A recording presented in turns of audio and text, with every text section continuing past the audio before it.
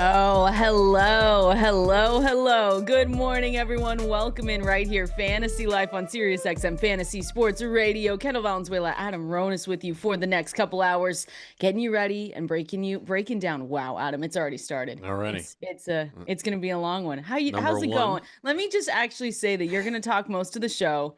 I was No, at the I'm Dodgers tired game too. last night for get out of here. You do it by choice. I was at the Dodgers game, everyone. Welcome in. It is going to be a great show. We've got Dwain McFarland. We've got Paul Chargian coming on today, and it's gonna be a good one. How you doing? How's it going? Yeah, I'm doing well. If people don't know what we're referencing, Kendall went to that classic epic game, Dodgers Blue Jays last night, and stayed the entire game. Stayed the entire time. So her sleep is definitely not Adam. what she is used to getting, and now she knows what it's like to be me. Because of course, you know me. I stayed up and watched the game on the East Coast as well. It ended You didn't about stay up the whole time, did yeah, you? it did. Oh, Yeah, it ended man. around 2:51 a.m. Yeah. Eastern. Yeah. I can't believe you. Like, again, I told you this in the break or right before we started. You need serious help. You need to seek serious help, like a doctor. I don't know. Get a new alarm clock because I'm running on 3 hours and I feel like I'm floating. And it's gonna be a great day. Did you but have your it's, Folgers?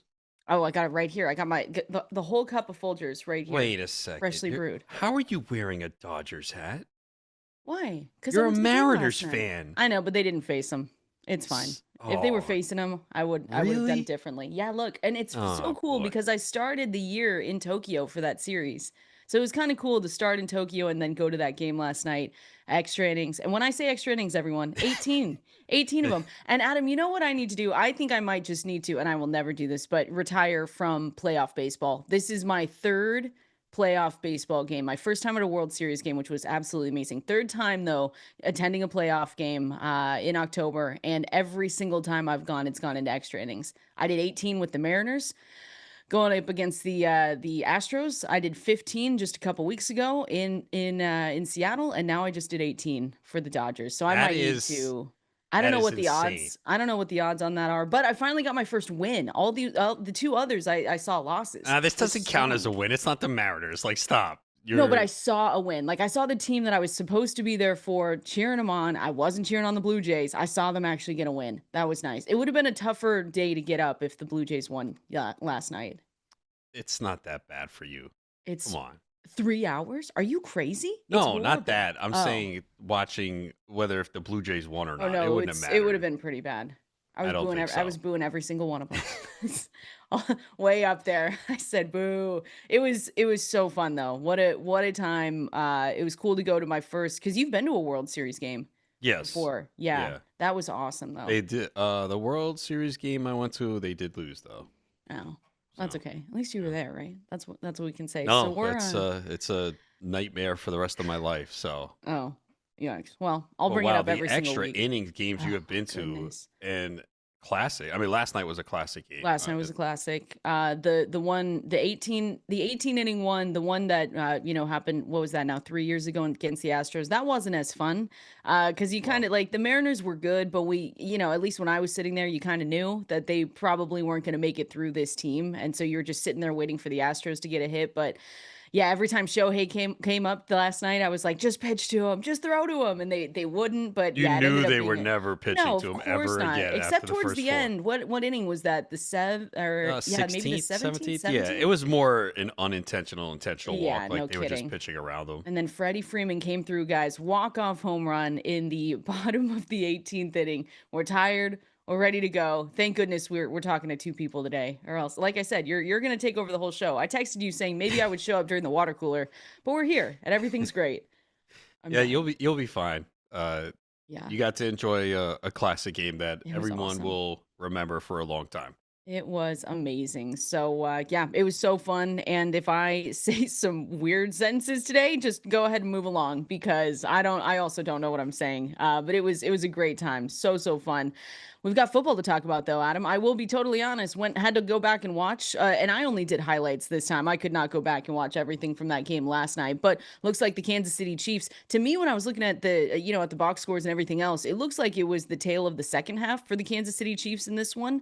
So they were able to come through 28-7 victory in Arrowhead. But again, I looked at that score and I said, wow, did they dominate the whole time? Or was it, just little bits and pieces here? And Adam, man, they went into halftime tied 7-7 with this Commanders team. And then they were able to come back and came through. And they had scoring drives that looked amazing. And Kelsey had his touchdown to put an exclamation mark on National Tight Ends Weekend. But it did look like, well, for the Chiefs, it looked like a great game. And then we'll get into the Commanders. Yeah, you did say Kelsey was going to score, so Come on, how you could got he that not? one. There you go. Mahomes at the end of the day, because halftime, he did not have a touchdown, right? Yeah, I think Kareem Hunt had the first rushing touchdown, which just Gross. the Kareem Hunt. I mean, two Gross. touchdowns for this guy. Did He Pacheco just get injured? Did well, at he? the end of the game, he did. They were examining him on the medical table, and then he popped up like everything was fine. Oh, okay. So I would still keep an eye on the practice reports. Wednesday, Thursday.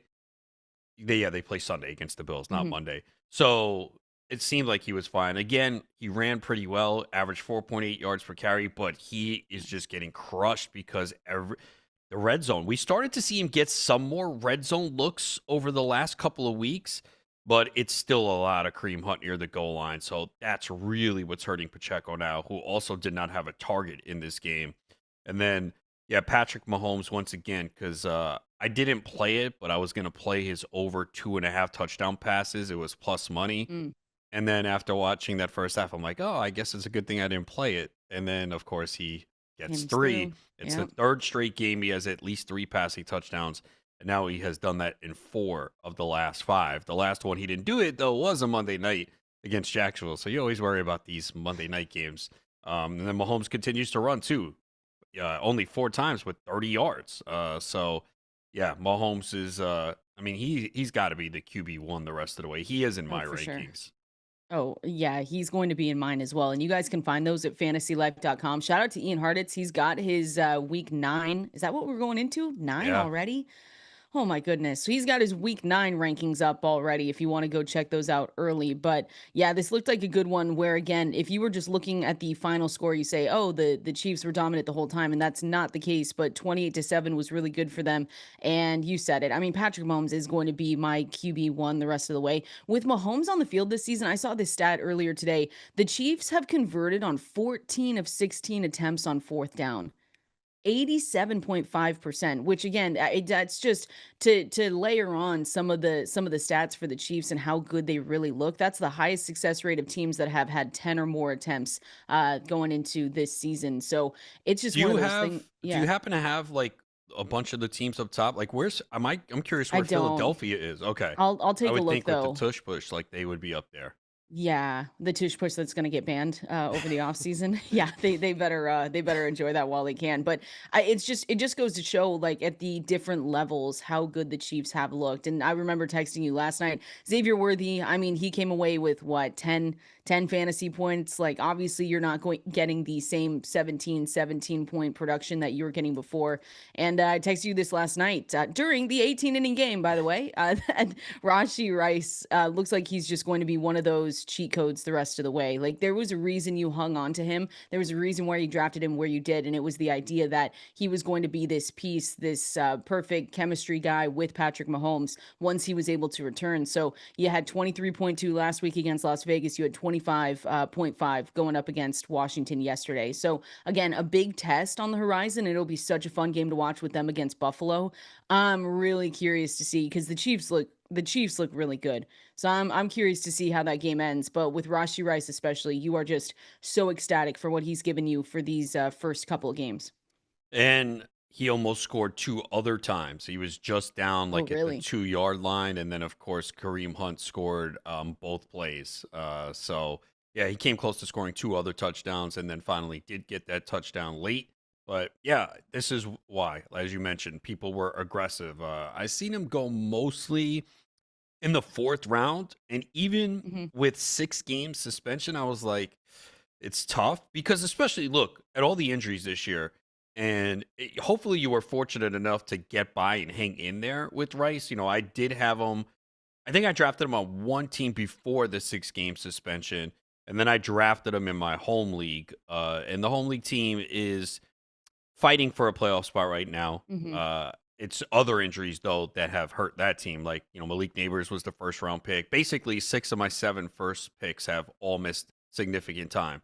So I can't, because it's easy. Someone's going to say, well, I drafted Rice and now my team is under 500. Well, that's not only the reason why. Like, what happened? If Yeah. you draft Rice and you had 4, 5, 6 injuries, yeah, of course, it's going to be a problem for your team. But if you were able to get by and you have Rice now, it's like just adding a huge waiver wire pickup for free. That you didn't spend any fab money on them. And you've already seen 3 touchdowns in 2 games, and he's hit the ground running. Remember, they Oh, limited his yeah. snaps the first week. Now, it was a blowout, so they didn't need to run him out there, but it felt like every time he was on the field, they were looking for him. This week, he led the team in snaps among wide receivers. He was second in routes run behind Xavier Worthy, and he was first in targets. And also a game, too, where you were worrying, okay, how is Travis Kelce going to be in this mix? Kelce was second on the team in targets. So you mentioned, Worthy was the guy that was kind of out this week, but it wasn't a bad game. I mean, you'll No, take not at all. you'll take 10.3 in a PPR, but you do have to worry that, the consistency from Worthy is probably not going to be as good as it was with Rice back. Yeah, and there might have been a potential sell. It wouldn't really have been a sell high though if people knew that Rashi Rice was coming back a couple weeks ago. But it's a situation that you're in where he gave you really good production during the first 6 weeks of the season. Now we get, like we said, Rashi Rice back, which was always going to push Xavier Worthy just down a little bit in terms of targets and on the depth chart. So they've got a mixed bag. The Kansas City Chiefs do for the rest of season schedule here. I mean, we're looking at Buffalo next week, which will be probably absolutely phenomenal. Then they've got the week 10 bye. They face Denver twice. Indianapolis will be a really great game too. That's week 12, Adam. So they're going to be at home against Indianapolis. They've faced Dallas, Tennessee. That Houston Texans defense could give them a little bit of trouble. The Chargers and then Las Vegas one more time. So, a little bit of a mixed bag, but the rest of the way, like you said, QB1 for Patrick Mahomes, at least for me. Yeah, definitely. I don't really worry about matchups when it comes to Mahomes. I really don't care who Yeah, they play at really. this point with the way they're going.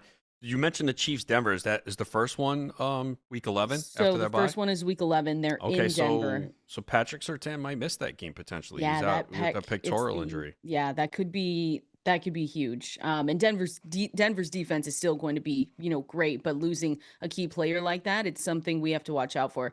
They've said that they're like no IR for him, Mhm. but again, we'll just have to wait and see because that's a huge part, obviously, and a huge identity of that Denver team. And then, like I said, Indy, that'll be fun. Hopefully, it'll still be fun in a few weeks, but that's week 12. So other side of this game, Adam, anything that you saw besides so Terry McLaurin must have left, right? He did. Quad, was it a quad injury that I Yep. saw? So he left early. He had like a sick catch though, if I want to remember Well, correctly. he What? did for the touchdown, but the throw by Mariota, oh my goodness, it looked Amazing. like I threw it. No, it was like Oh, this punt. yikes. I was like, Oh, when it left his hand, I was like, what the hell is that? And then McLaurin dang, I had to missed that.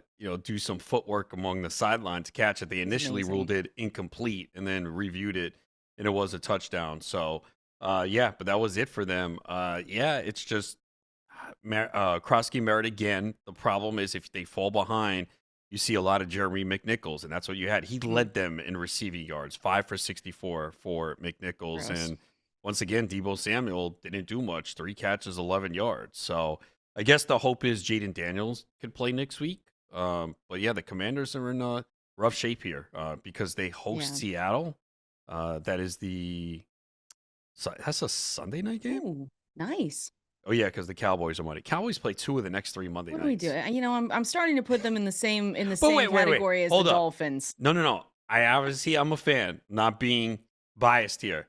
But you gotta say they're fun to watch. They are. They score They put up points. points. The Yeah, other team's gonna put up points. So if you like offense, you want to watch them. So it's it's true. not like they're this awful team to watch. And again, people like to watch them lose. So that they're fine. But yeah, Washington's scheduled. I mean, they're in trouble here. I mean, Seahawks and Lions the next 2 weeks. Those are going to be tough games, and I don't know if they can come away with a win in either. If that's the case, that puts them at 3-6 Yeah, Washington. or I three and mean, seven because they're 3-5 now. So yeah, Yeah, it's been pretty difficult for this Commanders team. So like you said, hopefully it feels like they're going to get Jaden Daniels back. But they still, even with Jaden Daniels back, Adam, that's still a team that they've got injuries, they've got mistakes that we've seen already. Terry McLaurin again, he returned, and I think in at least the few clips that I saw, he did show that he is valuable to this offense. Obviously, that's something that we already knew that he could elevate and hope to elevate this offense, but there's just been mistakes from them, and they couldn't sustain pressure on Patrick Mahomes. That's something that I saw too. And yeah, it might be an uphill battle for them the rest of the way, which is crazy because that's not something I thought we would be saying. And again, we got a lot of season left, but for a team that we talked about a lot during the offseason that didn't really add as much as we thought they were, it feels like it's kind of showing right now. And I think Laramie Tunsil, did he go out too with a hamstring? Yeah. In that game? Yeah. Yeah. So more injuries, it's just brutal for them. Yeah, no, I don't think they did enough in the offseason. They got to the NFC Championship, and we've seen this. A lot of teams think, okay, we get there, now we'll take the next step. And a lot of times it doesn't happen. So, I think everything broke right for them, schedule, and sometimes the next year it doesn't. Obviously, injuries have been a big part when you don't have your quarterback and he's missing games. So, yeah, it's just it's been a tough season for them. Yeah, the clock is ticking. We'll see what they do with it over the next couple of weeks. The last piece of news here, just to say really quickly, that looks like Carson Wentz is going on IR. So we do get JJ McCarthy this week. Adam, how thrilling. Aren't you excited? I told you before I might have to start him, so not necessarily excited about it. We'll see what's on waivers. Probably no one. Yeah, look, it's his time now. He's got to show something Gotta, here. They got no he's got to choice. do it. Yeah, they have to see what they have in him. So we'll break that down a little bit more. I want to go see where Ian Hartitz has him in his early rankings going into this week. We're going to continue on though. It is a great Tuesday morning because we get to talk with the one and only Dwain McFarland. Utilization report is live. FantasyLife.com is where you want to go and check that out. 100% free. So we're breaking down a lot of what he wrote about here coming up next. Oh, this is Fantasy Life. And on this Tuesday, when you hear this music, you know who's coming on here. It is the one and only Dwain McFarland joining us. He crunched the numbers. Don't worry. He crunched the numbers for you. You don't have to do it. You just have to go to fantasylife.com. You just have to go and look up that utilization report, and it is there 100% free and live. Dwain, welcome in. How you doing? Thank you, Kendall. Kendall, do you know the name of that band yet? Have you memorized it? No. Dwain, today is the worst. It's the Arctic Monkeys, Kendall. I know. I knew you're that gonna have today to get it. is the worst day to ask me that question. I'm gonna be honest. I was at that game. I was at that game last night, Dwain, and just don't ask me. No trivia today. I can't do it. It's the Arctic Monkeys. I can't believe you'll even wear that hat. That's what I told her, Dwain. Right? Come on. Why? I mean, because you're not a fan. Seattle native. Yes. You were the ball girl there. Yeah. I mean, listen, come on. they didn't meet in the World Series. Let me tell you so that. What? You know where they didn't meet? The World Series. And this is a cool hat. Look, I got it in Tokyo. Come on, Dwain. That's pretty. Do you have an Otani jersey? No. This Not is the yet. only thing. Give her time, Dwain. I have this and a million bobbleheads if anyone's interested in any kind of bobblehead. Dwain, I'll ship you some. Would you like some? Sure. I'm always down for bobbleheads. We'll throw them on the piano behind me. And, I see a lot of bobbleheads there. The piano's got some stuff on it. Yeah, the piano's pretty loaded. We got a playbill back there from Hamilton for Zoe. Nice. We got the Fantasy Life magazine. We got, lots of hats. We got the Colts in the middle. Yeah, there's That's cowboy amazing. stuff up there. But I have to push that to the back now. Yeah. Where it's kind of slightly out of focus. Oh my gosh. I don't know why I'm getting crap on the hat today. I've worn this hat like 8 times on this show. Maybe Adam never noticed it. Maybe that's why. It stands out today after I'm going to wear it after I go to that game and stick it out, get the walk off. You have to shout them out. Again, Dwain, though, look at this transition though. Even though 3 hours of sleep, we also have to shout out maybe Tyrone Tracy here, Dwain, from the utilization room. You see that, Adam? Mid-season Super Bowl form is what we're in today. Yeah, it took you like 10 minutes to come up with that. Stop. Well, it did. It did. Was that even really a professional transition? That was pretty good. I think you just said, let's talk about Tyrone Tracy. Yeah. No, I said, I can't even actually remember what I just said. I'm not having fun. Adam, I'm about to leave and you can take the whole show. Dwain, why don't you step in then? I'll go back to bed. But Tyrone Tracy, we're going to talk through waivers here in the next segment, Dwain, but Tyrone Tracy is just feels like a big enough pickup, and that's a big enough injury to Cam Scatterboot where he's going to be out the rest of the season that we need need to break it down with you and see what your expectations are for him the rest of the way. Yeah, number one, on the week of Halloween, and just all of us crying boo-hoo for the Cam Scattaboo injury. I mean, come on. Like, is there a better dad joke? Probably something better in there with that, but it's yeah, man, no one wants to see Cam Scat. No one wants to see any player hurt, but man, just a guy that everyone really loves, and obviously like his teammates love him. You just saw Jackson Dart's reaction during the game. But yeah, like in fantasy football, like our job is to figure out, okay, like what do we do with this information? And it's pretty clear. Tyrone Tracy completely controlled the backfield. So Scattaboo got hurt on the first snap of the third drive. And so we saw a 7 possession sample after that. So pretty sizable, like most of the game.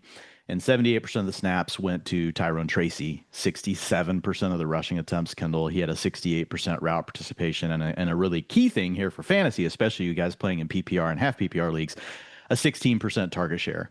And so, I mean, this is a guy that was a wide receiver in college until his 5th year after a transfer, where he went to Purdue and he became a running back. And then last year, we actually saw him perform pretty well for being a guy that had only been a running back for 1 year in college. Just showed a real natural feel for the way offensive lines work and reading the second level defenders and all that. Like I was very impressed with Tyrone Tracy last year, considering like the lack of experience he had at the position.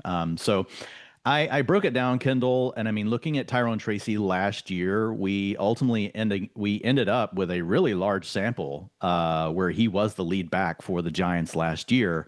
And so I used his utilization score for that to really paint the range of outcomes. And then, I averaged in what he did from the game yesterday as well to kind of come up with a list. And if you guys haven't checked out the utilization report, you can check it out for free over at Fantasy Life. And one of the big things that I've really worked on, Kendall, over the last 2 years is just getting better at like forecasting a range of outcomes, which is really the heart of why I wanted to create the utilization score, because we get so caught up in the week to week waves of overreacting, to be honest.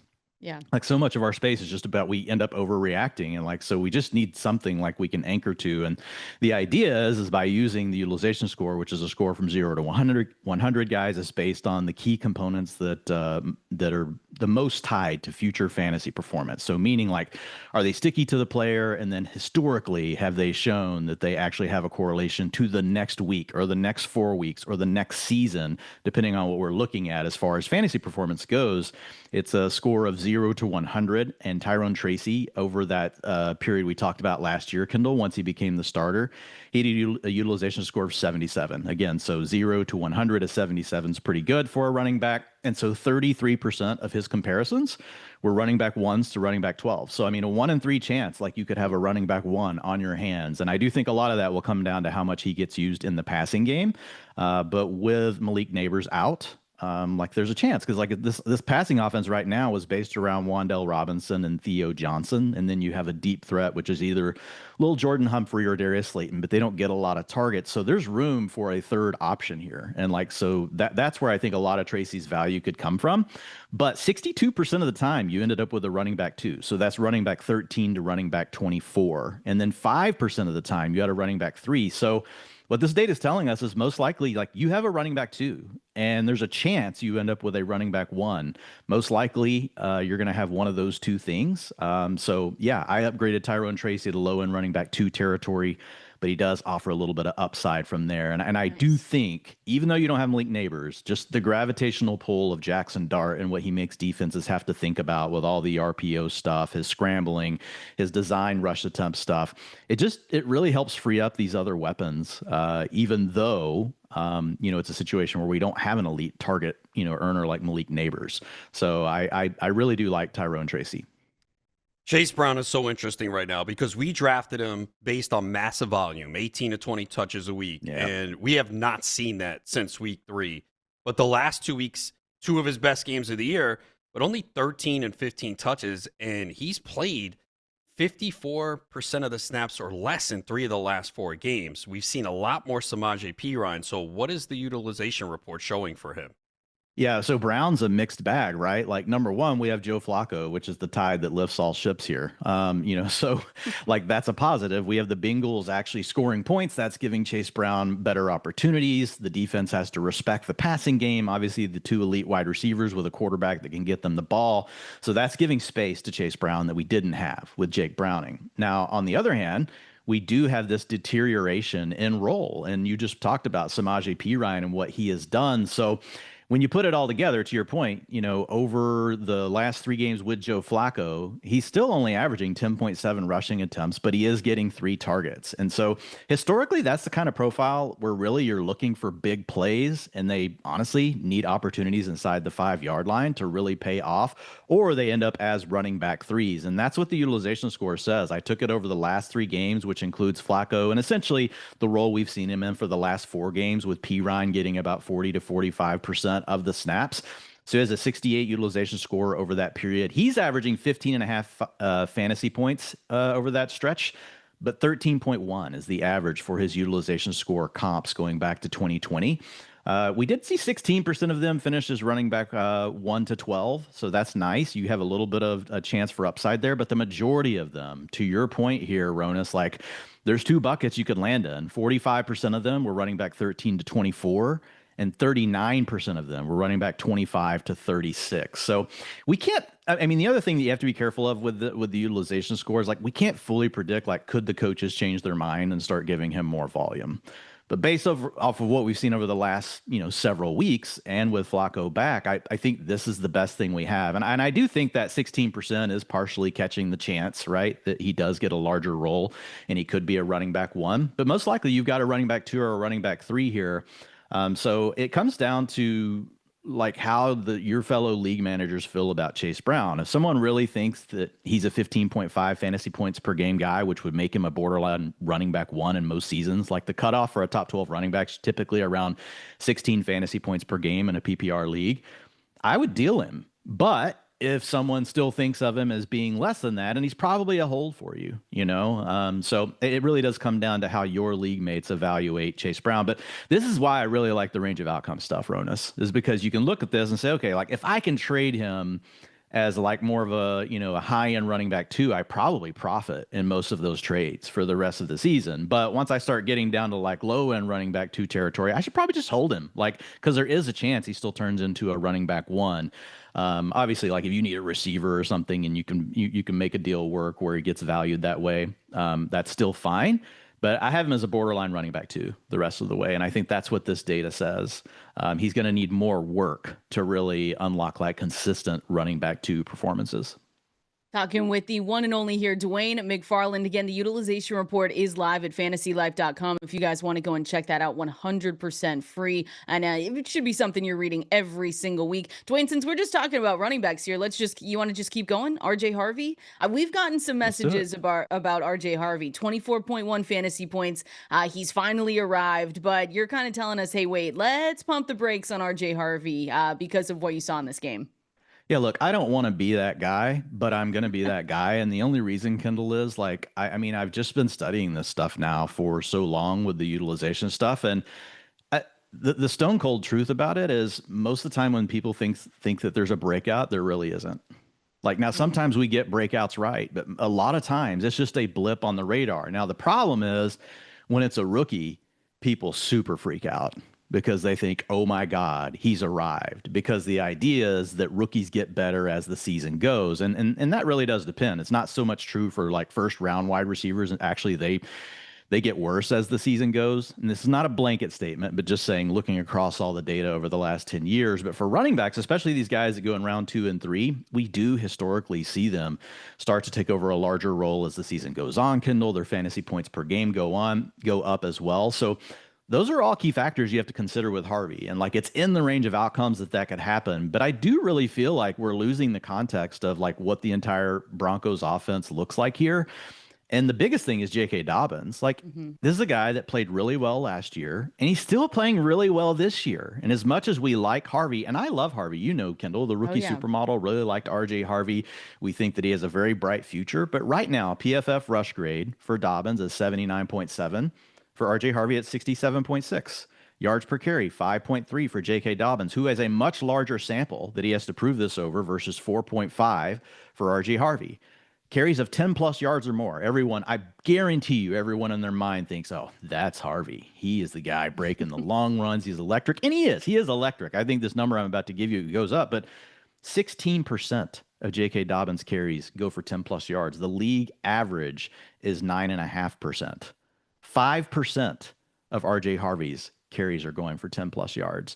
And then yards after contact, you do have a slight edge, to Harvey there. The bottom line is like both of these guys are good running backs. But I think the assumption that Harvey is just going to surpass Dobbins is probably wrong this year. I think Harvey most likely needs an injury to J.K. Dobbins to unlock true upside. There is another path, but Sean Payton is just so stubborn, Kendall. And the other path would be, can we just stop with the Tyler Bidet stuff? Like, please, for the love of God, just give those snaps to Harvey. And then we would have an offense we really like. We have a scheme that we like. We have a quarterback that's looking better over the last few weeks. And that would give you a chance for Harvey to probably give you a running back 2 season, kind of like Alvin Kamara as a rookie, which Kamara was a top 3 running back. You guys have to realize, though, R.J. Harvey is not near the receiver that Alvin Kamara was in college. Like they don't even compare. Like Alvin Kamara was just on another plane. But Harvey is good out of the backfield, and he can do, a lot with that role. The problem is Tyler Bidet has it. So I think the most realistic path to gaining value on Harvey would be they do away with that Bidet role and say, let's just give that to Harvey. But so far, that hasn't been the case. And really, the 2 big games where we've seen Harvey go off have been nice matchups where the Broncos really got out to a lead. And so he just got more volume in those games. And we have another game we've already seen like that, Kendall. That was what? It was a false narrative. In week 4, he went off for 19.8 fantasy points. He had a season high 41% snap share. Everyone swore that was it. RJ Harvey's breaking out. He disappeared the next 3 games. Yeah. And then last week he came back on the scene. So not saying Harvey can't have a bigger role going forward, but I will tell you this, Kendall, like if someone is really buying into all the hype and hype gets so out of control on these rookies, and they think that R.J. Harvey is already a running back 2 and he's probably on his way to a running back 1 finish, then I'm selling to that manager. Now, guys, you don't give him away. You're trying to find the manager that truly does believe that and they're willing to overpay you for it. If you can't get them to pay, that price, then he's more of a hold. Because if J.K. Dobbins, knock on wood, we never want this, were to go down, like he would immediately move up to mid-range running back 2. And within 2 weeks, we could be talking about him as a mid-range running back 1. Like R.J. Harvey is that good, but you're going to need that injury to Dobbins to probably unlock it this year. So again, just thinking through the range of outcomes for the player and then seeing, what's happening for you on the trade market. Pump the brakes. Sorry, guys, on RJ Harvey here. That was the utilization report presented by DraftKings. Again, new DraftKings Pick 6 customers play $5 plus on your first pick set. Get $50 in bonus picks. That's right. All you need to do is play $5 or more on your first entry, and you'll get $50 in bonus picks instantly. So don't miss your shot to ride the upside. Download DraftKings Pick 6, get in on the action, and sign up using Dwayne's promo code FANTASYLIFE. Thanks to DraftKings Pick 6, as always, for sponsoring the utilization report. Dwayne, we appreciate you. We get to talk to you next week. Hey, I appreciate you guys as well. Ronis, I really do appreciate you keeping, Kendall in line and giving her a hard time. You have to do it every single day. I don't know what I did. 3 hours of sleep. I come in, I thought Adam was going to be so nice. And no, it's wrong. It's wrong. Dwayne, you can stay the whole rest of the time if you have time today. Your schedule's not totally sure, busy why not? at all. Let's just do it. Yeah, he has no work to do. Yeah, he's got nothing to do. Nothing to work on at Fantasy Life. But we appreciate you, Dwayne. We're going to go through the waiver wire names to know here coming up next. If you call yourself a sports fan, you gotta have Xfinity. All the games all in one place. Here's what you get when you watch sports with Xfinity. You get the Sports Zone, every pro football game and over 1,000 college games, highlights and alerts all in one place. You get the multi-view, one of my favorites personally. You can be in up to 4 stadiums at once. Xfinity Fan View, you get the live odds, scores, and stats all in one place, personalized to all the teams that you like. And then, of course, enhanced 4K and the voice remote where you can just say football. Imagine all your football all in one place. Easy. Learn more at xfinity.com. Restrictions apply. New residential customers only. Taxes and fees extra and subject to change. It is tuning in right here and going to fantasylife.com/comet, COMET. That's where you can download the AI powered browser. And when you do that, you get Fantasy Life Plus free for 1 year. And this is a limited time offer. I will say it is coming to a close soon. So if you've been thinking about it, we like, free stuff. Adam, come on. You can go get fantasylife.com/comet, COMET, and get Fantasy Life Plus for free for the next calendar year. So make sure to take advantage of that. We've got waiver wire names to know heading into week 9. I cannot believe it's week 9, Adam. That's why I had to ask you earlier in the show. I said, really? Week 9 already? Or halfway through? I mean, it's just nuts. And that's halfway through for the NFL season. Like when we're talking week 15, that's when we start, most of us, I should say, start the fantasy playoffs. So we are in a home stretch here. And we just talked with Dwain McFarland about Tyrone Tracy. But just to reiterate everything that he said, Tyrone Tracy, if he is out there and available, which I know for a lot of you listening, he might not be, but that is a must add option. And I don't know, Adam, if he is not someone that we just say, however much fab you have left, maybe unload most of that, because he could be someone that really steps up in this offense. Again, Cam Scatterbo went down, really unfortunate injury for him, and he's going to be out the rest of the season. But when you have someone like Tracy that's now upgrading, he's for me going to be that low end RB2, and he does have RB1 upside if things go right. We've seen some of the samples with him, especially last season towards the back half stretch. He was looking really good, and he was someone that you wanted on your team. So again, Tyrone Tracy is going to be at the top of every waiver wire list, but there's a really good reason for that. Yeah, and like you said, in a lot of leagues, he's probably not available. I know in the first few that I went through, because I do them in order of when they run. I have a few that run today. Actually, I have one that runs today at 5 p.m. Eastern, but he's not there. So, but there are some leagues where he might have been dropped in the last couple weeks in a more shallow format where people saw Scatterbo take this backfield over and said, all right, I don't need him. And maybe you had bye week issues or injuries and you couldn't hold on.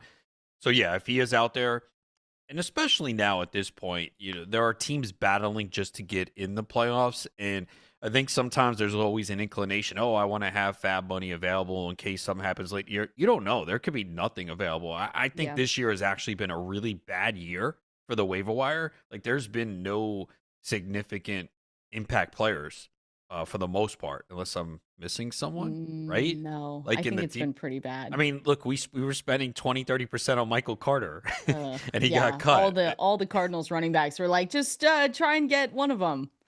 Yeah, You're right though. so yeah, I do think if you really need a running back, and who doesn't at this point, you can spend a lot of money on him and get the guy that should be the starter there for the rest of the season. So I don't think you need to be conservative about it if he's out there, if you really need a running back. And again, injuries happen all the time. Like I actually, it's so funny. I tried to trade for Scatterbo this past week. Oh, wow. Yeah. Isn't that crazy when that doesn't work out and then all of a sudden the next week? I mean, you never know when Yeah. that could happen, but you look back and say, woof, glad that didn't. Oh, you would have spiraled if you would have made that trade and then talked. Because Not really. you never make trades. That would No, have I been not don't. funny, but it would have been like, Well, wow, because the one trade you make. I had two good quarterbacks, so I said, all right, let me yeah. try. And I like I always say, I went to the roster grid and go, okay, who looks like they could use a quarterback? There were really only two teams.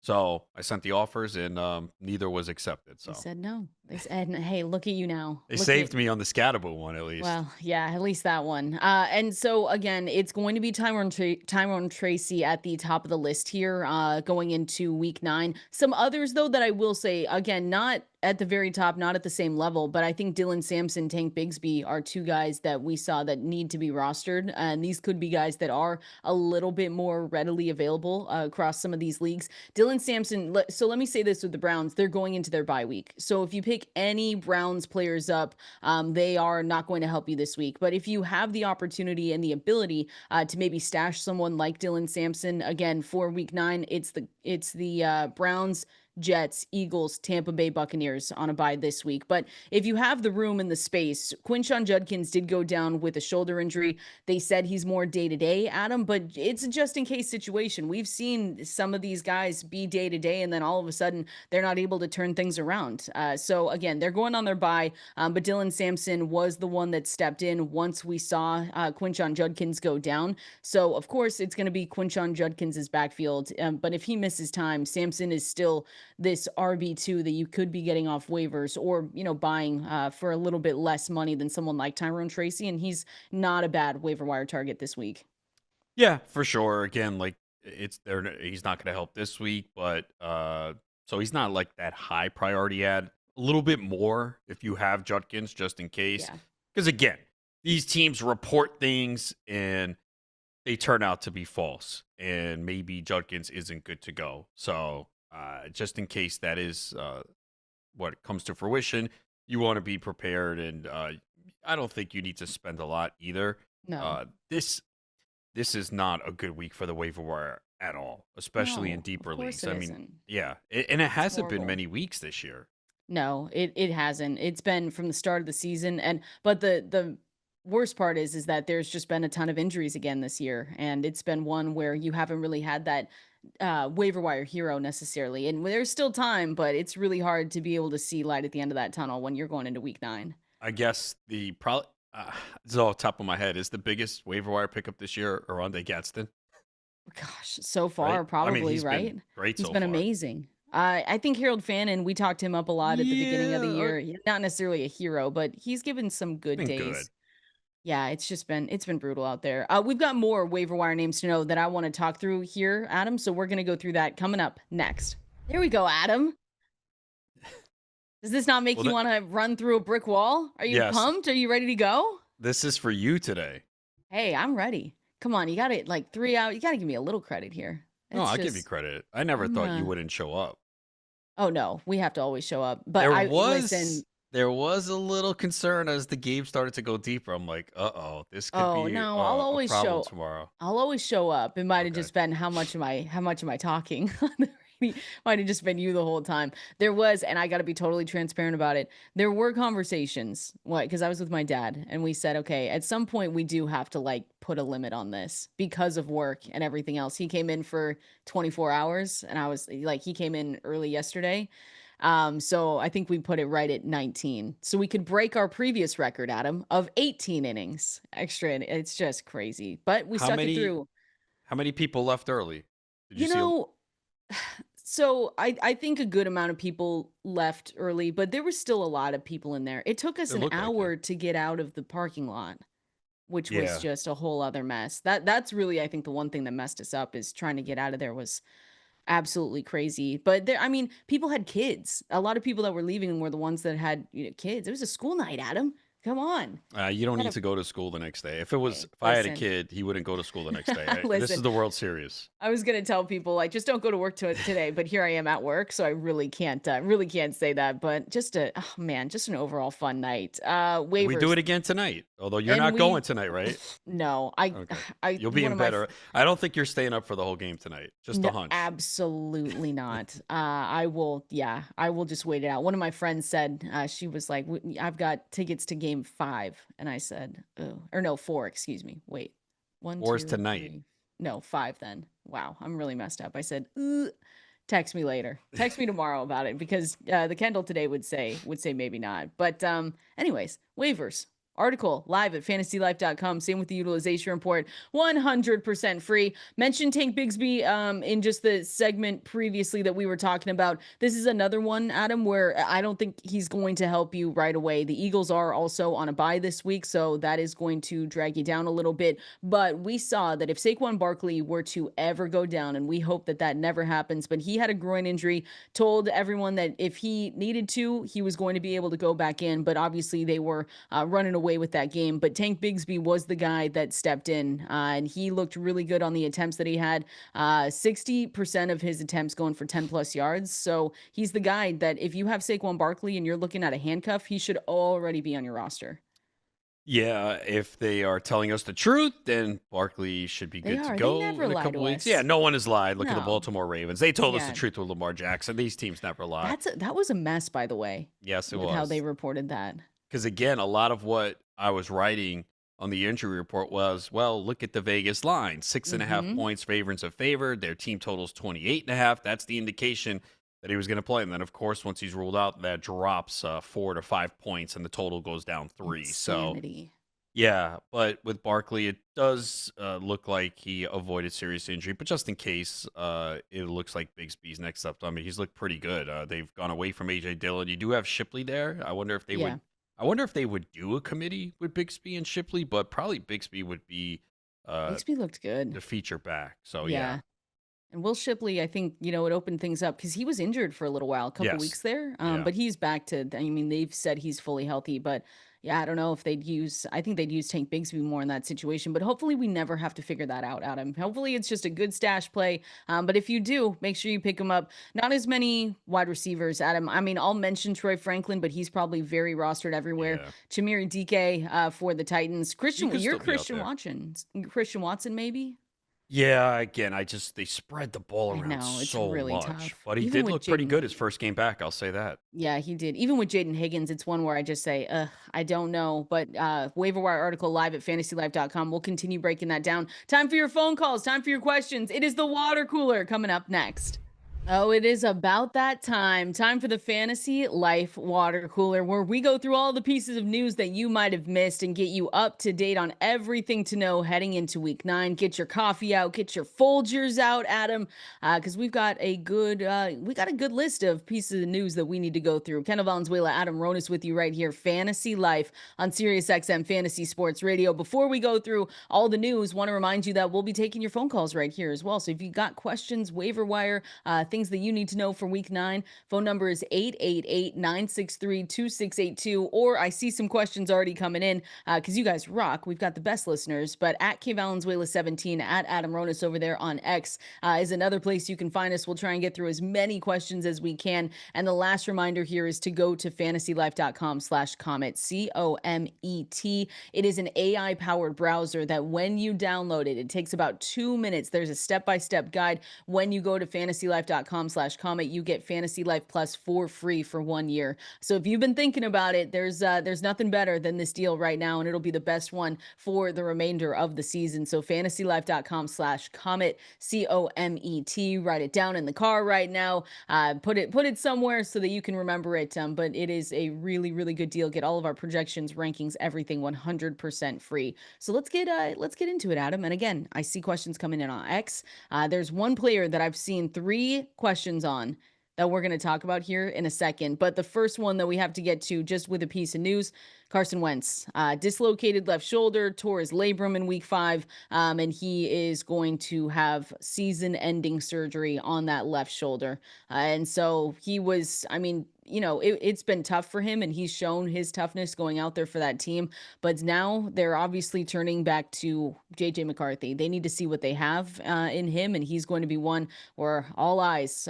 It's not an easy week going up against the Lions here, Adam. But with Carson Wentz's injury, it looks like they are definitely going to go to him, and we'll see how it goes. But yeah, Carson Wentz, season over. Amazing that he played through all that No pain, and it was kidding. quite visible this past week. He was wincing constantly, and you wondered if he was going to have to come out of that game. And he did stay in until the final few minutes when obviously the game was over. But yeah, you got to give him credit. And how much did the Vikings know, and that they kept putting him out there? And what Yeah. does that say about JJ McCarthy too? We're going to find out a lot about McCarthy. It's not an easy game going up against that Lions team on the Nope. road. Their Lions coming off a bye too. Yeah, I wonder what Dan Campbell's record is. I can look that up. Coming off a bye. Uh, it's not going to be good. I know that I've seen some people just kind of message in saying, "Hey, what about JJ McCarthy on the waiver wire? What are we going to look at?" I think, and Dwayne wrote this up too, but if JJ McCarthy is going to break out, we're going to know very quickly. It's not going to be something that just all of a sudden you're going to have to wait and just say, "Oh, now it's happening week 12, 13, 14." It just feels like it's going to be something that we see right away. He is available in 77% of leagues, but it's really probably a super flex format is the only one. And even there, he's probably rostered, but that would be the only place that we say, yeah, go and pick him up. The other side of it, Adam, is that, I mean, we've talked about Kevin O'Connell before. We've said he is the quarterback whisperer for a reason. He's got really good playmakers around him. He plays in a great scheme. So there are upsides to JJ McCarthy, but it just feels like we're going to see it or we're not going to see it. And there's no in between. Yeah, there's 4 teams on bye this week. I would hope you're covered at quarterback that you don't need to pick him up and one that you start one quarterback because, again, this is definitely a challenging matchup here. Does have the weapons, but we've seen him for 8 quarters, and only one of them was good. And I think he was sacked 9 times in those 2 games, too. The offensive line still has some issues. Yeah, no kidding. Look at Carson Wentz. Yeah. Just a couple days ago. So, oh man, we'll see what happens. But again, Carson Wentz did leave that, or does have a left shoulder and a torn labrum. So he is going to be out the rest of the way. Who's their next backup? Who's their second backup? I kind of forget for the Vikings. Yeah. Max, oh, that's right. Hang on. I'm figuring out. It's a long day. Max Brosmer. Yeah. He came in the final couple minutes. That's right. All right. Another quarterback update. The Ravens, I think this is true, Adam, estimated Lamar Jackson as a full participant. Yeah, you believe them? So are they going to get any, I mean, they have to get in a little bit of trouble, right? Because if you guys have missed that whole saga that went on, because we talked about this on Friday, we said, okay, well, at least they said that Lamar Jackson logged a practice, and then it turned out that he actually wasn't out there. And so it really, messed up, I guess, game plans and everything else in between when you were looking at the Ravens in this game over the weekend, and they should be getting in a little bit of trouble. The Bears came out and said that they were planning for Lamar Jackson. Then you turn around and it's Tyler Huntley. But yeah, so they said that he did log, or that he was a full participant on Monday. So if you have Lamar Jackson, he's missed the past 3 games with a hamstring injury. And it looks like you should get him back this week. But like you said, Adam, maybe we don't hold our breath. Yeah, well, again, I'm looking at Vegas lines. Well, so this is what we did last week. I know. It's a short week. I wonder if that had a factor in it as well. Because, again, the Ravens play Thursday in Miami.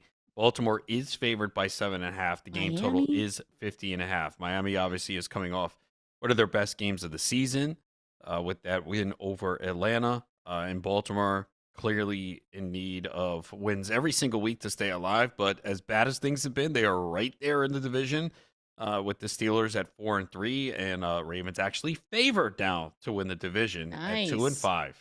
There we go. I believe them. I'll be the one. How about I'll be the one to believe that Lamar's going to play, and then if you don't want to, you don't have to. How's that? Okay. But I'll believe him for both of us. He did log he was a participant in practice yesterday, so something to keep looking at. One of the big questions for the week, Adam, is when I'm looking at the Carolina Panthers, and the question is, are they going to make us bench both running backs? And what are we going to look at here? There has been quotes from Dave Canales saying that he sees how good Rico Dowdle has looked. Chuba Hubbard came out yesterday, said that he was aware his role might change, but his approach to this team won't. So this is a big one where Rico Dowdle, I mean, Chuba Hubbard is trending down. He expanded his role in week 8, led the team with a 59% snap share. But again, Rico Dowdle is the one that just looks better. So I think Chuba Hubbard right now, low end RB3, but how are you approaching this backfield going into week 9? I am going to prefer to start Rico Dowdle, and I think they have to make him the more featured back. I mean, this is insane. You could look at all the stats. You could watch it. He's more explosive. Yep. I mean, 6.8 yards per carry this week, 4.6 the week before, 6.19. Those are his last 4 games. And it's not, well, you go, oh, he only had 8 carries. I mean, he did it with 23, 30, 17. It's just inexcusable. Now, I'm not saying they would have won the game had they went to Dowdle. No. They got dominated, but it's pretty clear that you just need to go with him. Forget about contracts and money and all that. You have to go to Dowdle. So I would start Dowdle. I would not feel as good about Hubbard, obviously. And this week, wow, they are in Green Bay, though, and they're massive underdogs, 12.5 points. Okay, well, might have to read. Does that change your mind? Does that change your mind at all? Carolina Panthers sitting at 4-4 too, by the way. Look, Green Bay though has not been dominant lately. No, but man, they looked good in the second half. Night. Yeah, that's in the second half, and then they've had some close games. They let the Bengals get back in it in Flacco's first start. They had a tight game against Arizona, so they really haven't been blowing teams out. They have been very tough on running backs, 4th fewest fantasy points to the position. They haven't really gone against great running backs lately, though. I mean, the Pittsburgh backfield, I like Jaylen Warren. He was 13 for 62. Arizona's, Cincinnati, when they were not really giving Chase Brown much. Javonte Williams had 85 rushing yards against them on 20 carries. Judkins had 94. So, yeah, I think it's Dowdle. I think you want to I wait and think so see too. if there's more reports that come out, what they're going to do. They might not tell us anything, but at this point, I think it's the Panthers coaching staff realizes, okay, yeah, we need to feature Dowdle more. He's clearly been the better runner. I mean, Canales came out and said this was yesterday. The quote was, "Chuba Hubbard has meant a lot to this team. Wanted to give him an opportunity following his calf injury. We cannot ignore the fact that Rico has been exceptional." So I don't know if that is just him talking right now. We need to go to the Coach Speak Index. If you guys don't follow that account, by the way, incredible. So make sure you go and do that. But I don't know, Adam. To me, if you're in a league right now and you have someone that's maybe not paying attention. They're just looking at the final fantasy productions week in and week out. They see 10.6, 5.4. If they're willing to sell Rico Dowdle for anything right now, I think he's a good buy low. And you might not get him as low as you want, but I would invest in him right now because someone might just be really fed up with it. After 2 weeks, they say, "Oh, well, this is done now. We've got Chuba Hubbard back, and everything's just going to go downhill from here." The next 4 weeks at Green Bay, against New Orleans, at Atlanta, at San Francisco. Is that 4? I'm so tired. I'll say one more. LA Rams. I think that was 5. And then they have their bye in week 14. But I'm just saying, if someone's willing to trade and it's a buy low opportunity when we're looking at Rico, I would take it. Yeah, I would too. I mean, Yeah. he's looked really good. And you just have now the problem is we've been through this before. Sometimes coaches do not make the right decision. And we've been through this with several backfields this year. But I think it's gotten to the point and the talk has permeated through the Mhm. NFL, obviously in fantasy circles, not that they're paying attention to that, but it's pretty clear. Like, and again, they are 4-4, right? Yeah. They're in contention. I mean, the division, I guess, could be tough. But you never know. I mean, Tampa's got all these injuries. They're only 2 games behind Tampa. So they're still right there. It's not like they're out of it. So they need to start winning Definitely not. games. And the best opportunity clearly right now is Rico Dowdle. So you got to hope that they realize that and make the switch. Phone number again to call in if you guys have questions on anything heading into week 9, 888-963-2682, or press that new call-in button on the Sirius XM app. See some questions coming in over on X as well that we'll get to. Kellen Moore and the Saints with their quarterback plan. We have not broken down this game yet here, Adam, but I've seen, the quote that came in yesterday from Kellen Moore was that we have some decisions to make in the next 48 hours. So this seems like one where we're going to get an answer sooner rather than later. But they did make a quarterback change during that game on Sunday, 23-3 loss, which was brutal to Tampa Bay over there. But Moore did say that they were looking for a spark when they pulled Spencer Rattler for Tyler Shuck. That was their second round pick, Tyler Shuck. So I'm going to be curious to see what they do. You think they go back to Rattler, or you think that this is a situation where they've made the switch now and they have to stick it out with Shuck? I'm not sure what they're going to do. I think it I really guess, do we doesn't. care? It really, I mean, you just We care a really, little bit. yeah, I think you care more. Like, you just want to make sure Chris Olave, Rashid Shaheed are getting the football. I mean, I guess there's people out there with Alvin Kamara. I am so down on Kamara right now. Well, Like, yeah, it's been awful. yeah, Oh. I'd be very worried if I had him because he just has not looked good at all. And I think a lot of people thought, oh, well, Kendre Miller went down, so that's good for Kamara. He's going to get a lot of volume. And we did see Devin Neal not get any carries. He did have 3 receptions, but I mean, Kamara's appeal was based on volume this year, and he's going to catch a lot of passes. It's not happening in this Kellen Moore offense. And we've seen they just don't throw to the running backs a lot. And I mean, Kamara's got 5 catches for 25 yards the last 2 games and 27 receptions on the season through 8 games. That's like way off his usual pace. He's doing nothing on the ground. He has 1 touchdown this year. Like, it's bad for Kamara, and I don't see it getting better. So with that quarterback, you just want Chris Olave to continue to get the football because he's Exactly. had a great year. So, yeah, they're pretty bad. I mean, you probably should go to Shuck just to see what he can do at this point, I right? mean, maybe what are you going to lose? You know what I mean? There's really not much. And you said it. I mean, Chris Olave, another good performance in week 8, 14 points, 78 utilization score.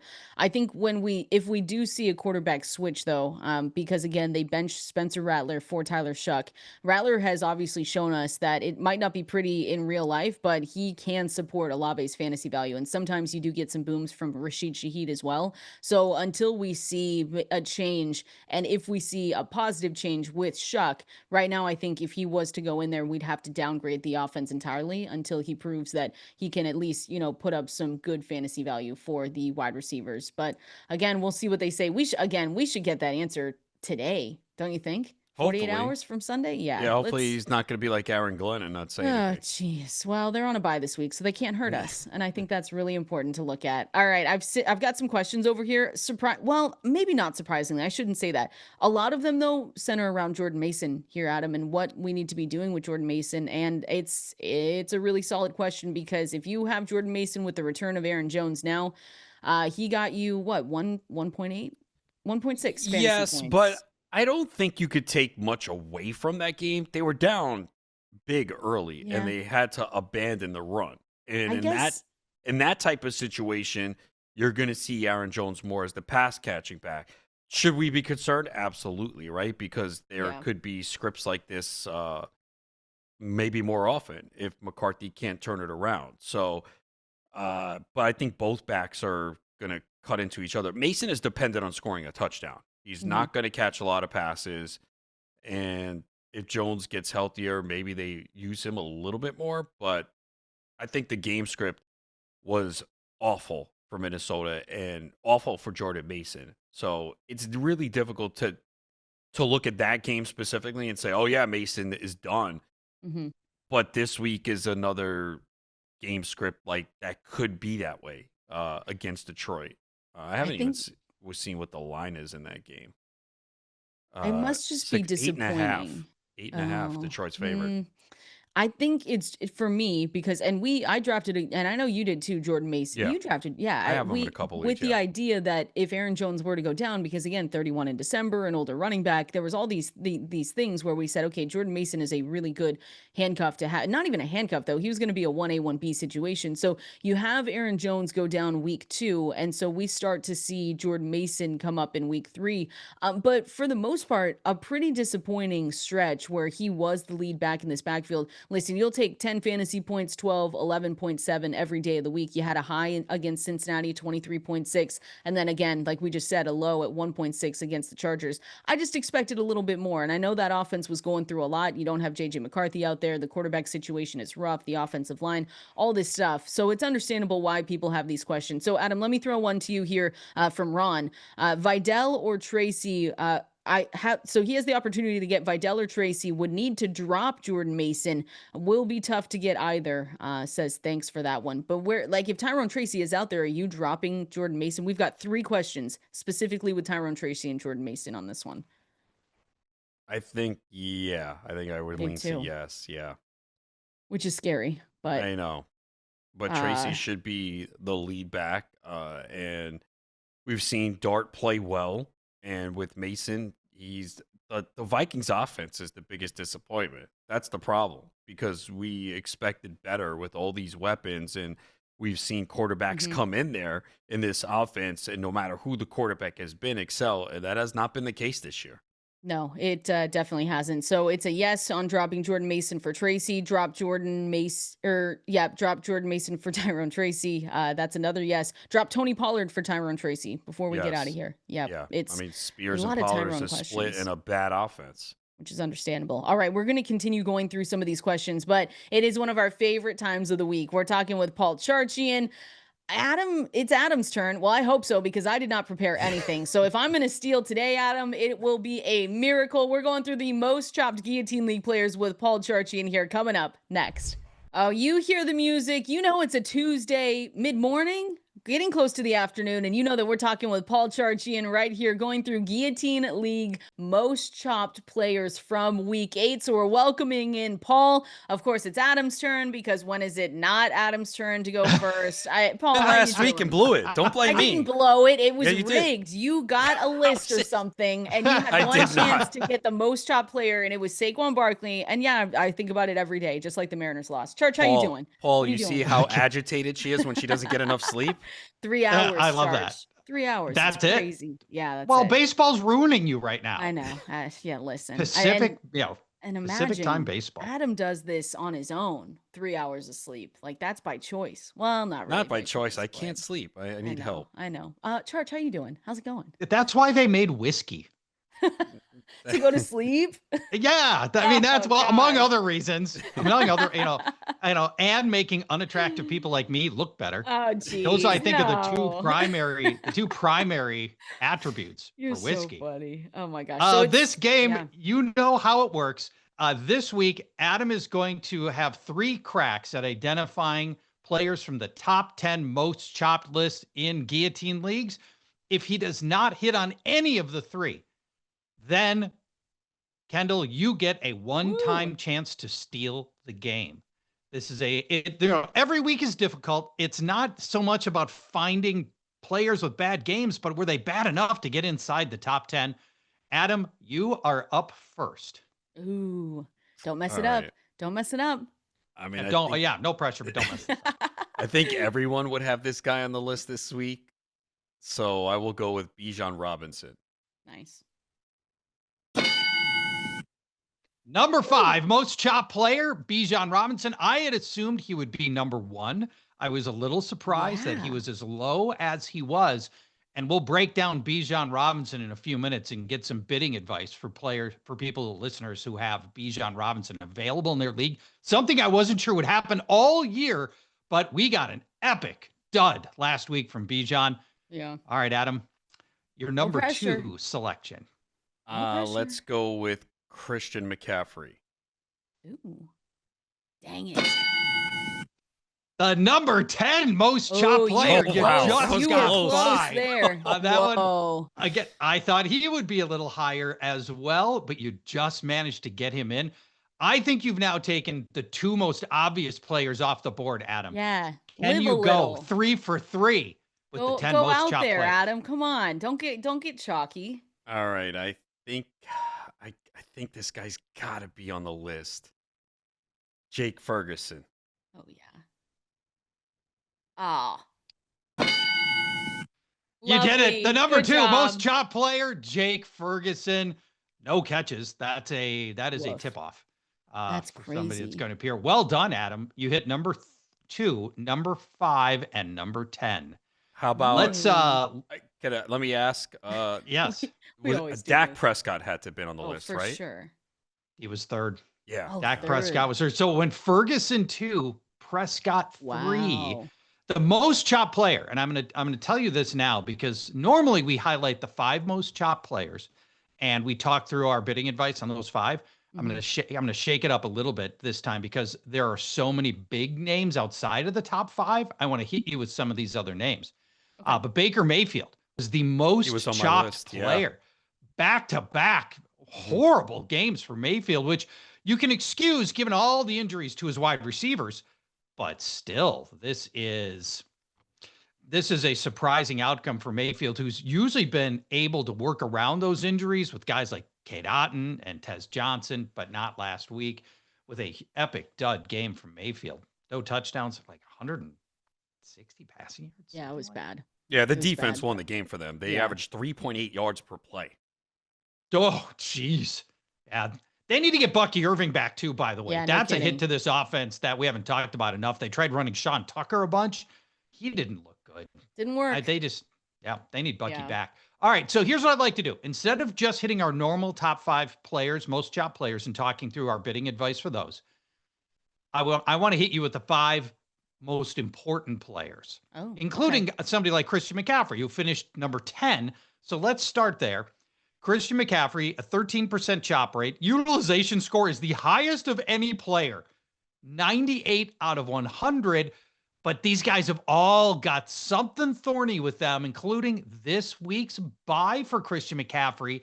And then he faces the number 1 fantasy defense in run defense. That's the Patriots after that. So he goes bye and then Patriots. Last week's median price for Christian McCaffrey, $353. Let's start with Kendall.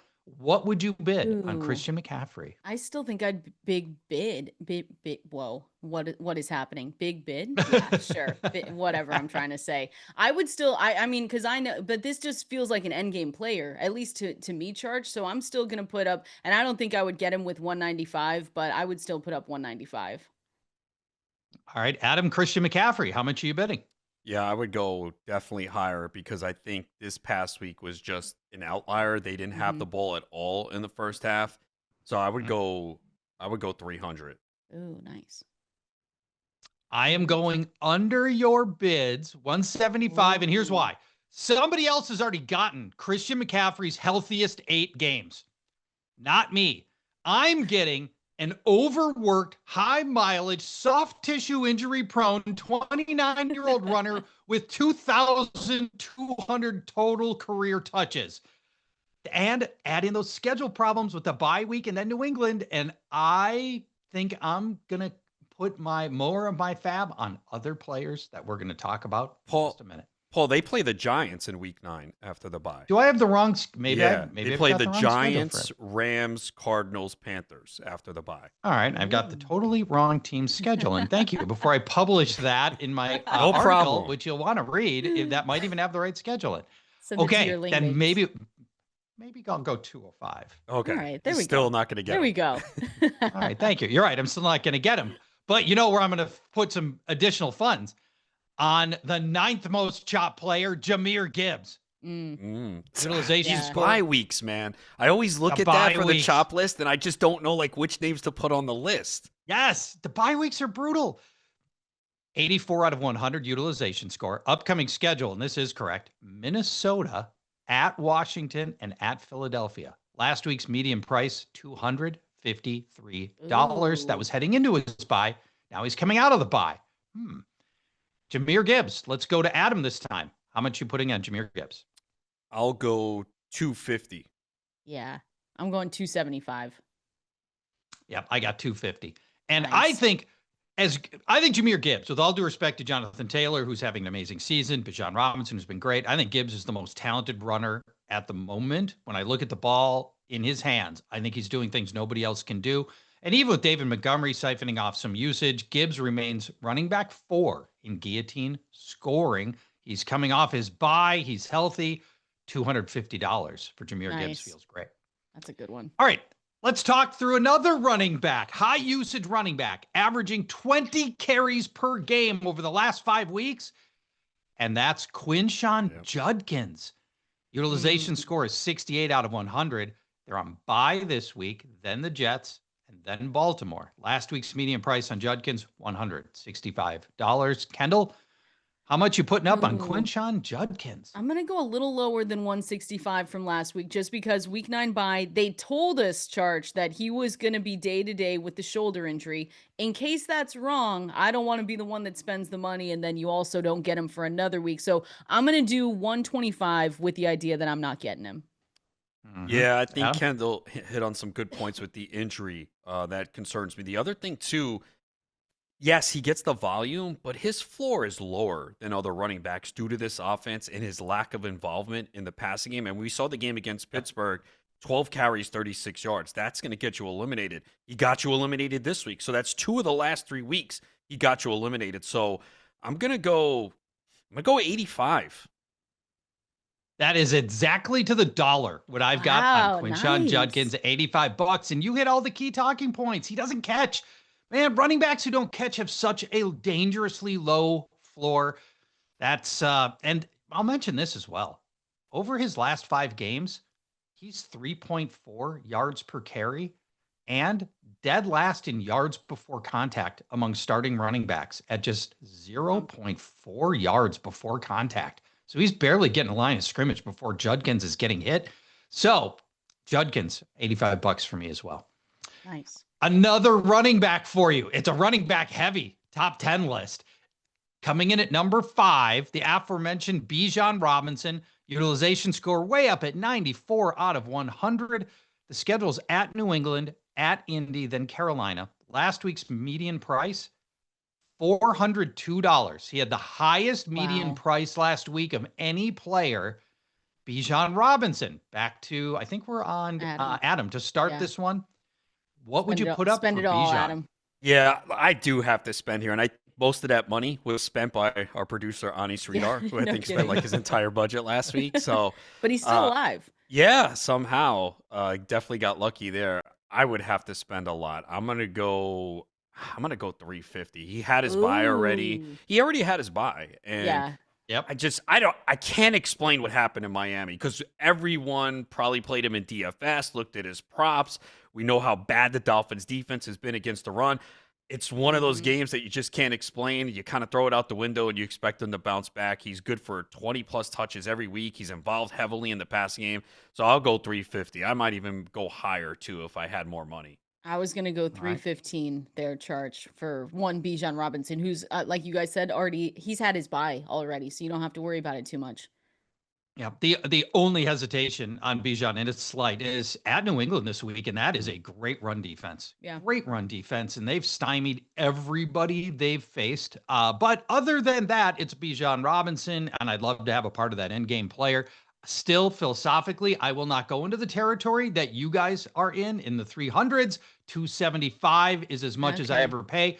The prices on players has really gone down for almost everybody. Bijan's the one guy clinging to a really high price tag. I think I can find other end game players and save some of that money. I won't go into the $300 territory. All right, one last player for you guys. All right, last one. Let's talk about the number one highest scoring player at his position, Jake Ferguson, Dallas tight end. His utilization score way up at 89 out of 100. The upcoming schedule is Arizona, then a bye, and then Las Vegas. Last week's median price was, I think, a pretty cheap $70. Oh, that's not Jake bad. Ferguson, to me, is an end game tight end, but you'll note, maybe not a coincidence that this dud game came with CeeDee Lamb back. So one of the things you got to factor in was all those meaty games he was giving us, many of them without CeeDee Lamb. Now, with Lamb back, was it a coincidence? Was it just a great Denver defense that he faced? So I believe we are on Adam for the first price, or if I lost track, is it Kendall? Me. Kendall, I'm going to go. You bid first on Jake Ferguson. What'd you say last week was? 72? $70. $70. I'm going to go 62. 62 for Jake Ferguson with the buy in there. I'll go 75. I just think Jake Ferguson is not a fan of National Tight Ends Day, and he wanted to protest. That's what it was. That's what it was. But yeah, I mean, look, he's been. You are right, like the CeeDee Lamb factor, but CeeDee Lamb was back 2 weeks ago, and Ferguson still had 7 targets that game. So the offense just wasn't functional. Dak made probably one of his worst games of the year, threw 2 interceptions. So I think you'll see Ferguson back in the mix. And so yeah, I would go 75, especially since you said that was the similar price last week. Yep. And I too, once again, Adam, you and I are to the dollar exact. I'm at $75. Ferguson's number 2 in utilization, number 1 in targets per route run, number 2 in targets, and number 1 in end zone targets among tight ends. I roll that together. Arizona coming up. That's a nice, juicy matchup for tight ends. Don't love the coming bye, but I think give me 2 weeks to figure out a replacement on that bye week, and I'll find a way around it. End game tight ends don't come up a lot. $75 on Jake Ferguson. Oh, Charge, what a great list. That was so fun, even though Adam, I don't know how he does it, cheats somehow. I did not cheat. I know he doesn't. He's got his I had list. 6 guys highlighted, and they were all on the list. You were close with that number 10, though. That would have been crazy. Oh, yeah, but that would have been bad. Oh, Charge, we appreciate you so much coming in every single week. This is one of our favorite segments to do, and we get to talk with you next week, so we appreciate it. Absolutely. Last thing I'm going to mention as I go out the door. Number 11, most chopped player, Jackson Smith and Jigba. Ooh. Number 12, Trey McBride. Wow. And number 14, Amon-Ra St. Brown. No wow, kidding. This is a hell of an a week. unbelievable week. week on the waiver wire in guillotine leagues with astoundingly good players hitting the waiver wire. Drake Tons of London. fun. Drake London had to be on there too, right? He had to He be inside was. the He was top number. 10. Yep. He was the number 4 most. Oh, he chopped was. That's player. right. That's I put him on right. the list, but I was hesitant to Yes. say it. Yep. But Oh, yeah, I that's could see Drake that. London right in there too. Oh my goodness. Thank you, Kirk Church. Cousins. We appreciate. All right. We Thank you too. We'll appreciate talk it. next week. Bye-bye. All right, we're going to keep going through week 8 winners and losers for fantasy football. We're going to do that here coming up next. Let's be real. You're here to win a fantasy championship. And guess what? You're not going to win playing it safe. You've got to go hard. And no one understands that better than Mike's Hard Lemonade. Because to succeed in fantasy, sometimes you got to take bold risks like reaching for a rookie, making that blockbuster trade, or blowing all your fab on a breakout player. And yes, your league mates might roast you in the group chat. We've said that before, but legends do not play scared. They go hard just like Mike's Hard Lemonade. So crack open a cold Mike's, kick back for a second, and remember, nobody makes lemonade like Mike's. Find Mike's nearest you at www.mikeshard.com. Mike's is hard, so is prison. Don't drive drunk. Premium malt beverages with flavors, all registered trademarks used under license by Mike's Hard Lemonade Co., Chicago, Illinois. Appreciate everyone hanging out with us here on this Tuesday morning, afternoon, whatever it is. I'm getting hungry, Adam, too, by the way. It's a day. What? Don't laugh. Nah, I'm just glad you're here. Hey, I am too. I told you, we always show up, right? Sometimes you show up a minute before we go live, but we know that you're always going to show up. I'm here for every show, and that's what's important. Exactly. Doesn't matter what time he starts strolling in. It's gonna be fun. By the way, I did get chopped in one guillotine league this past week. I was so sad about it. Was it a quarterback issue again? No, but that is going to be an issue this week. It was a Drake London issue.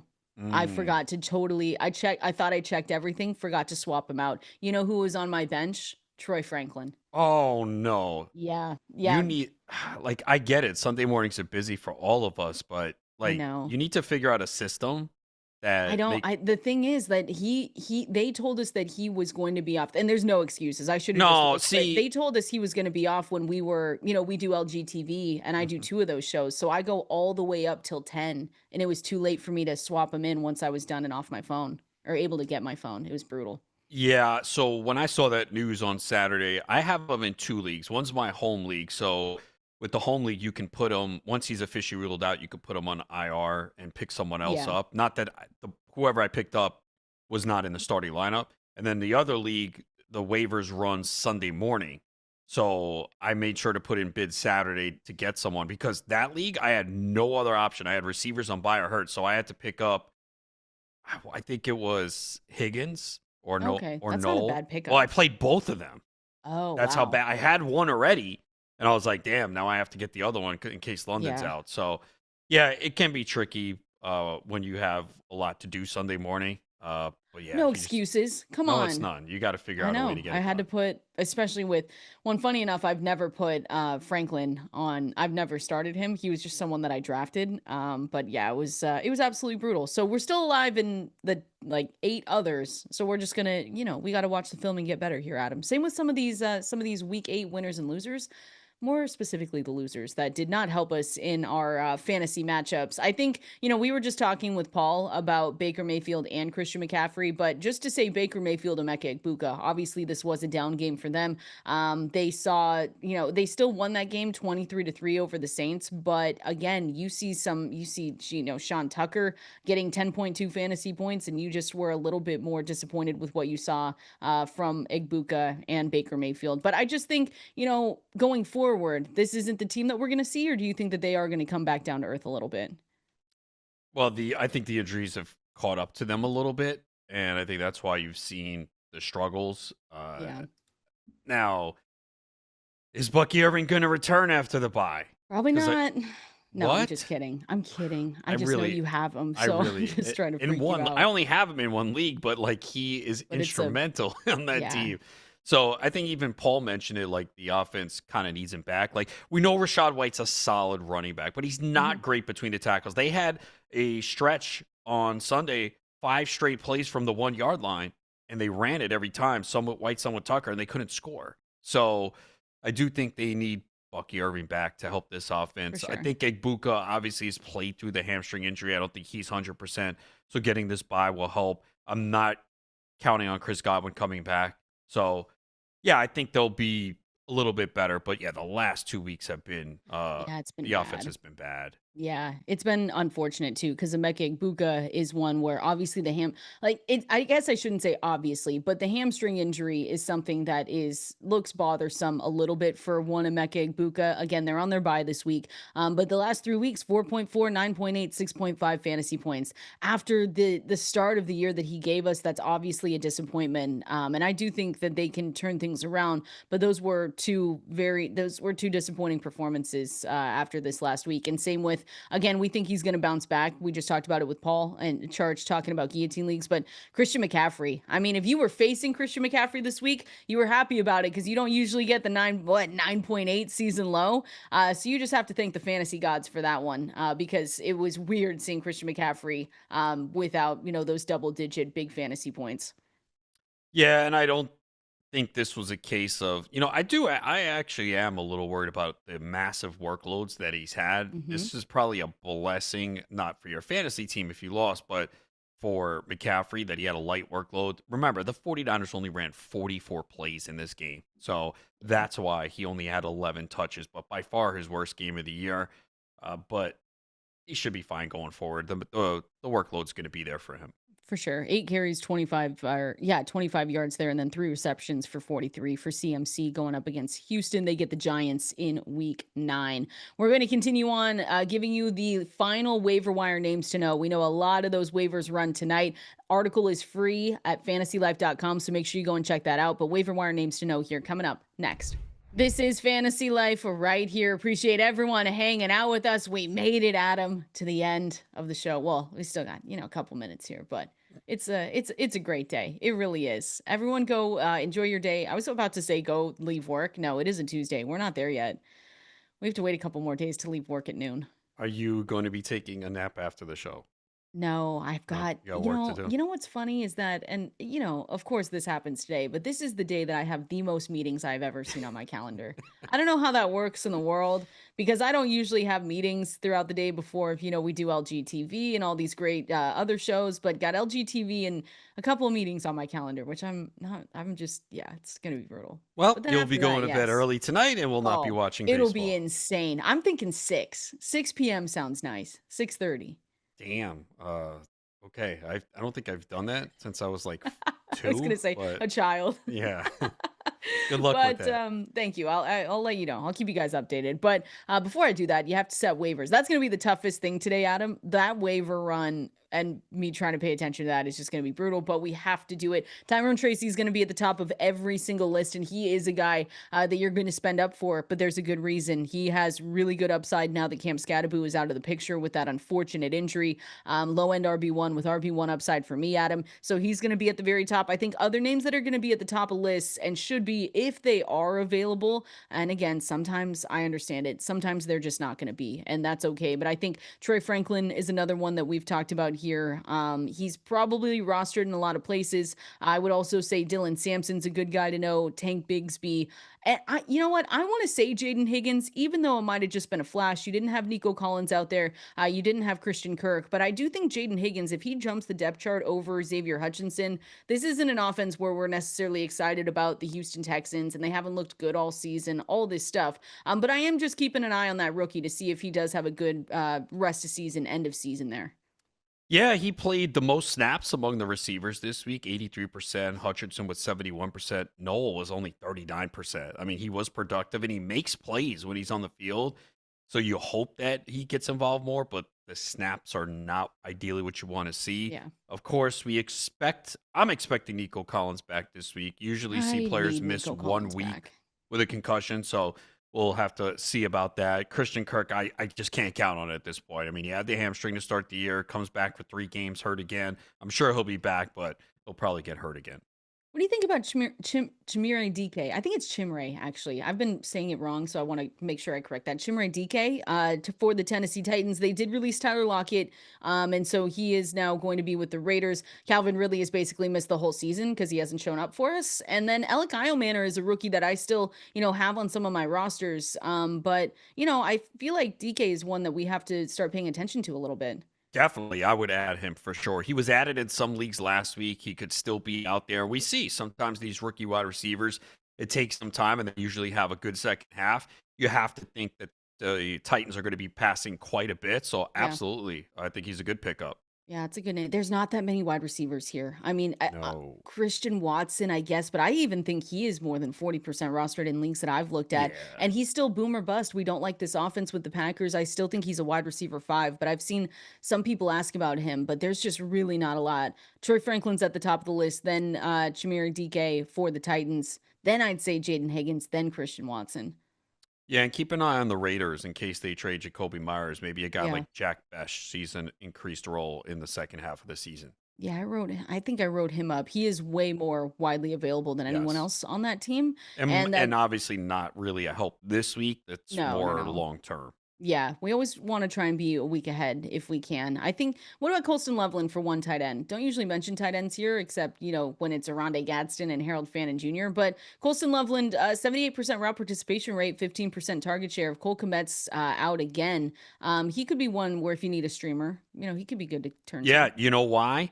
Bengals. We talk There about how we they get go. destroyed by tight ends, and they gave up another touchdown this past week to Mason Yep. Taylor. So, yes. Oh, I like that. Dang, Colston Loveland, he'll just be a week late on the touchdown this week. I can feel it. Yeah. You think that still counts? Unfortunately. Can we still go to Sabrina Carpenter? I don't think the sports books will do it, but Whatever. we can That's request, fine. but it's going to be an emphatic no. All right, I'm going to go take a nap and then go to bed at 6 p.m. Enjoy your day, everyone. Go to fantasylife.com. Good luck on the waivers. We will be back same time here tomorrow. We'll see you then.